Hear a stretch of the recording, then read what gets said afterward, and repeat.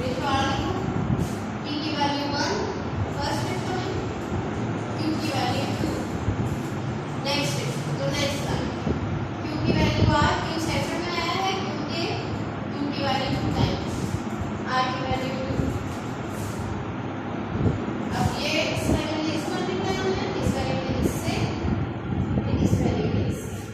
Everything से पहले tell रखेंगे, उसको मल्टीप्लाई करेंगे हेड से। Ratio tail multiply by head, ratio tail multiply by head. 1 का बाद ratio 1 to the 2, ratio 2 to the 4।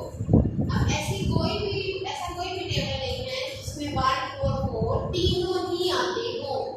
2 और 4 से 2 में आ सकते हैं मगर 1 नहीं आता क्योंकि टेबल पे, सो हम इसको कट नहीं कर सकते। यही इसका फाइनल आंसर। तो हमें लिखने का तरीका क्या बताया था?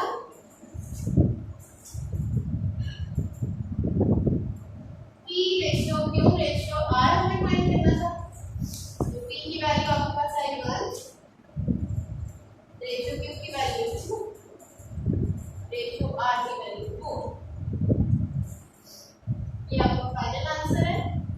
साथ ही आपको डायरेक्टली होमवर्क क्वेश्चन 4 और एक्सरसाइज 6.1 का क्वेश्चन नंबर 4 आपने होमवर्क में करना है। 3 मैंने प्रैक्टिस करवाया है, आप इसकी मजीद प्रैक्टिस करेंगे तो आपको और अच्छे से समझ आती जाएगी। साथ में प्रैक्टिस करेंगे तो ज़्यादा अच्छी समझ आएगी। और आपने इनको किस पे आपने करना है, शीट्स पे करना है इन काम को जो हम आपको होमवर्क में दे रहे हैं।